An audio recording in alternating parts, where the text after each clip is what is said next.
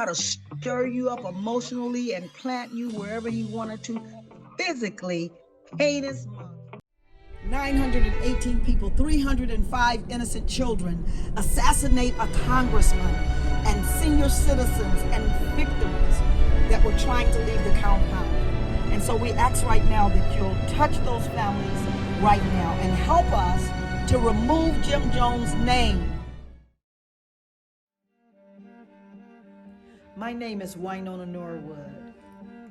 My family was Jim Jones' first black family out of San Francisco.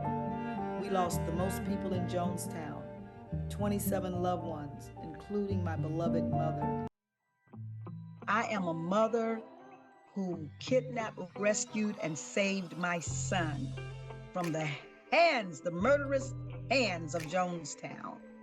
I am a daughter who lost my beloved mother and 26 relatives. 17 were under the age of 18. They were just babies.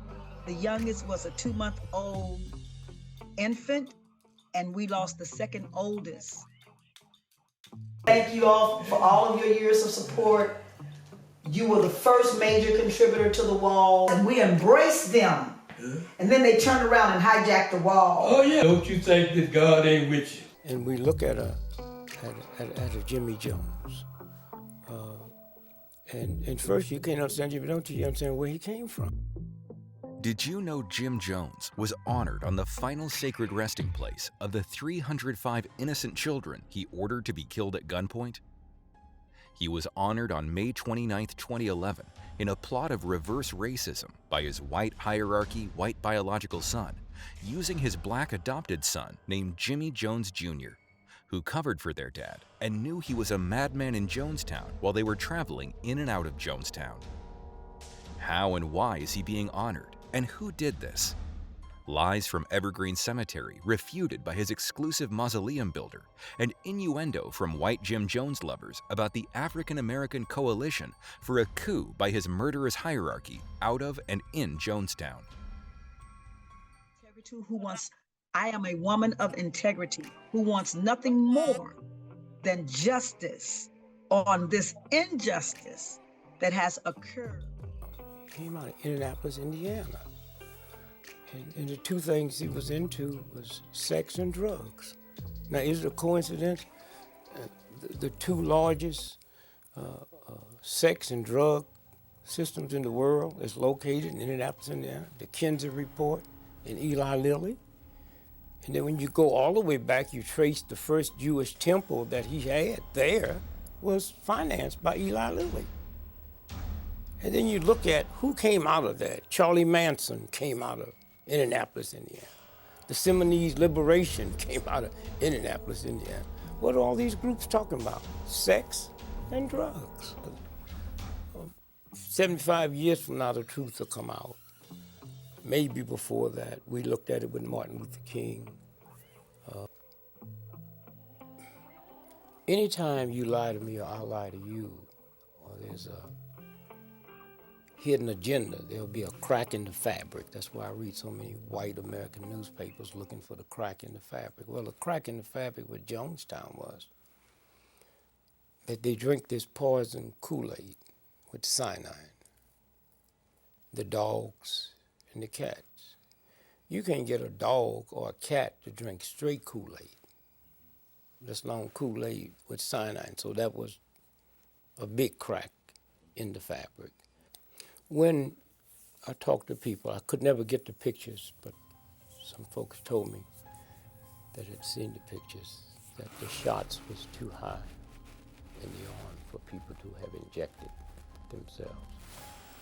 And then the other thing is knowing how frightened black folk are of needles. I see black men. To this day, I never understood how black men can inject drugs into themselves. That's when you realize how powerful that stuff must be. Because in the military, every other black man I know was fainting when they come up with the needle.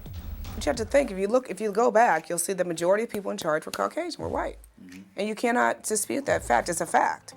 I'm with my husband for a while, and what happens is Joe and I were able to keep our son, which was really not common. Most children stayed in the nursery.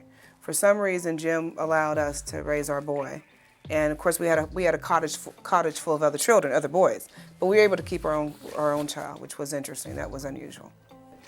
I think the majority of people wanted to leave. I know they did. I just think that there was no way out. In their minds, did they think they were headed for death? No, they didn't think that. They would have fought. They would have fought. Because you knew it wasn't real. You knew he was just testing you. And that's why at the end, I don't think people really knew it was real until they started seeing their loved ones die. There's eyewitness accounts that said my sister fought like hell. My sister had 2 babies there. She was not going to allow someone to give her children poison. And they probably shot her. Because the majority of people, there was a lot of people that were shot. A lot of people. And those are things that have not been disclosed. They're in the, let me not say disclosed. There's autopsy reports in the FBI files, Freedom of Information Act. There's files that say that, most people were killed, were shot, there were bullet wounds. But you don't ever hear that because it's easier to say, all these black folks, unintelligent, disillusioned, misfits of society, just decide to drink some poison. Let's be honest. There were some zealots that could not face the fact that Jim could be what he was. Probably say, okay, sure, Father, I'll drink it. But did they know it was real? Probably not. What happened in Jonestown, there was a visitor or something spectacular or emergency that you had to show up. They would put this horn, do this horn, the sound. And you would run from wherever you were into the pavilion. So that day, I remember I was in the North Fields, and I remember hearing a plane and looking up, thinking, who's that? And then the siren came on, it was alert, and everybody took off and ran to the pavilion. And that's when we knew that it was Congressman Ryan and the concerned relatives. We just said, you know what? I don't want to live like this anymore, but we're going to fight trying. We're definitely going to fight trying. And so we got in a clearing. Some said 7 miles, I said 37. I'm going to walk the 37. I'm going to do the 37 miles. And so I think it seems like all of us went. We all went together. And we kind of followed this railroad track. I would go up to people's temple and tell people, get out of here, he's gonna kill you. I said, Mom, if you go over there, you're gonna come back in a body bag. No one believed me. When all of the bodies came back from Dover Air Force Base, I was the only person that went to the Oakland Air Force Base and met the bodies. Devious in nature and heartless. A person that is capable of hurting innocent children is a person that could have a mental imbalance, but I can't exclude the behaviors of him and the act of him committing crimes against innocent children, ordering 305 innocent children to be murdered. And they said, we heard it was a concentration camp. I'll never forget that guy saying that. He goes, we heard it was a concentration camp. It was like a slave camp. We're like, yeah, where were you guys? He teased the children. The horror is exponential because we never knew what they could have become. They were tortured in life. He lured them with toys and made them happy with swimming pools and ponies, so that the parents would feel safe leaving them in his care. Congressman Leo Ryan to be assassinated, which is a federal offense. What he did was wrong. And so we flagged him down, he stopped for us, because we're maybe a mile or two out of Matthews Ridge by now. So we get on board, and one of the guys asked one of the Guyanese passengers, is there a police station? We need a phone, we need to call the U.S. Embassy. And the guy says, yeah. So he takes us to the police department. We walk to the police department, and they draw on us. Oh, wow. Because there's, then we find out that the massacre had occurred, or at least Congressman Ryan had been shot. The only saving grace was the fact that the conductor said, no, I saw them a long time ago. They couldn't have done it. They couldn't have traveled that distance, whatever. And then that's the time, that night, we heard the military helicopters flying. We are morally honest and assume responsibility for what happens in our society. I feel that we must stand up and witness and support Dr. Norwood, those survivors, their families, so that this will never, never, never, never happen again. And that's the other thing. Those blacks who were what I consider reasonably privileged and better off were there, I think, for two reasons. One, this was the latest big happening in town. Jim Jones had control of the media, number one. And number two, those who had gone to college and had read a bit about Marx and socialism and all that stuff, thought seriously, honestly, that this was their opportunity to be involved in a movement that was going to give them status and notoriety. So they were sucked into it. People feel low self-worth, low self-esteem, and when people feel like that, they're very vulnerable. And it's during this kind of a social mix that it was good, right, for a person like Jim Jones to come along and to say, I'm the Messiah, I have the answer, follow me. He conned and raked out of this community between $27 to $28 million. A lot of people don't want to hear it, but at the bottom of it is the reality and the fact that race does matter. It's racism. 90% of those people involved in Jonestown were black, 90% plus. It's racism. That if you're black, you're treated differently. You don't get justice. Well, I was asked by a member of the California Senate whose friend was a school principal and whose daughter was at Jonestown. Having heard that I was going to Guyana on my way to Trinidad, would I stop and convince his daughter to come back home? And I met with the embassy officials in Georgetown, and they said that they had spoken to her, and her position is that she was over 18, she was an adult, and she could do as she sees fit. So I went down there to Jonestown at a time when the tractor was still excavating the trees and land. There was just one building, and met her and spoke with Jim Jones. Subsequently, after I returned, Congressman Leo Ryan, with whom I had served in the legislature and with whom I had co-authored the Ryan Credentialing Act, called me and said that he was going to Jonestown and he would like me to visit with him. And I said, Leo, I have just returned from Jonestown and I'm not disposed to go in, and given the fact that I'm no longer in the Lieutenant Governor's office, you know, and I don't think that I want to go back.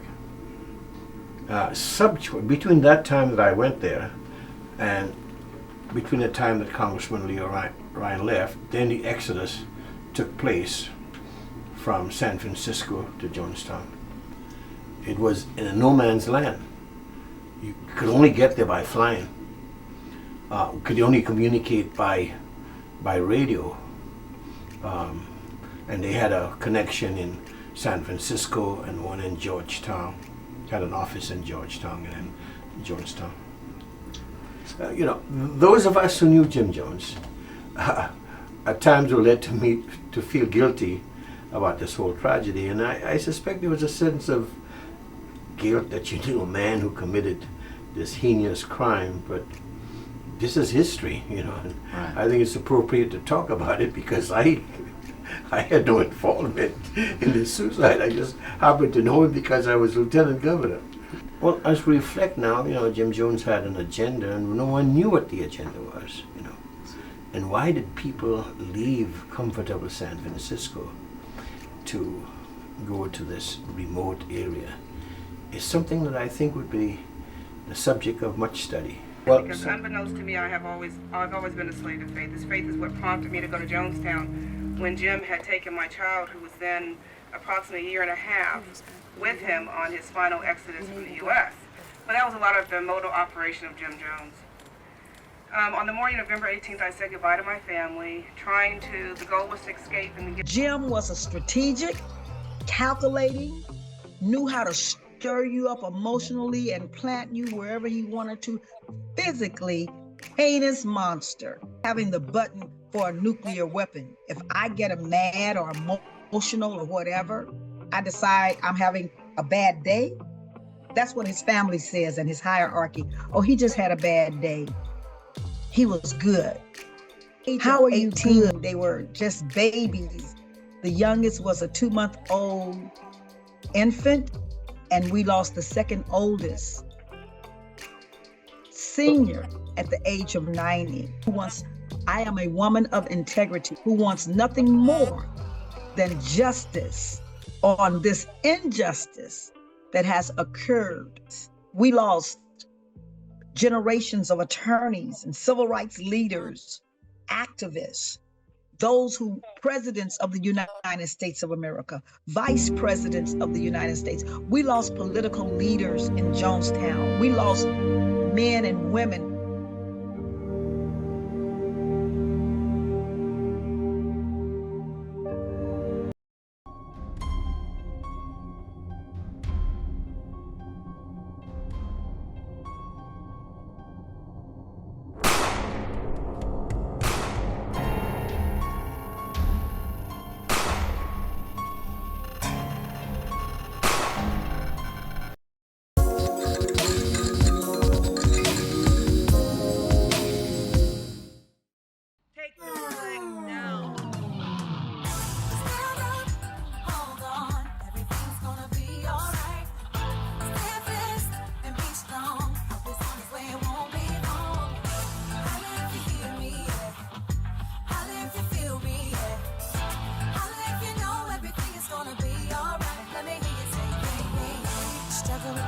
Giving up trouble in your mind when you feel you had enough, yeah.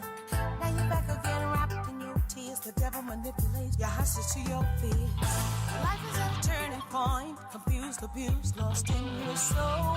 But you realize the game is old, the devil can't win. This is it, let me tell you how to start again.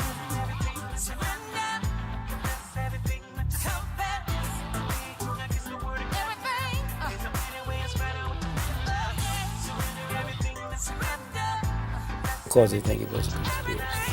So if we are morally honest and assume responsibility for what happens in our society, I feel that we must stand up and support. A fact is a fact. A lot of people don't want to hear it, but at the bottom of it is the reality and the fact. And eventually this will come out. And I just say thank God that there are some people that's willing to say this is important, not because they think it was a conspiracy. And support Dr. Norwood, those survivors, their families, so that this will never, never, never, never happen again.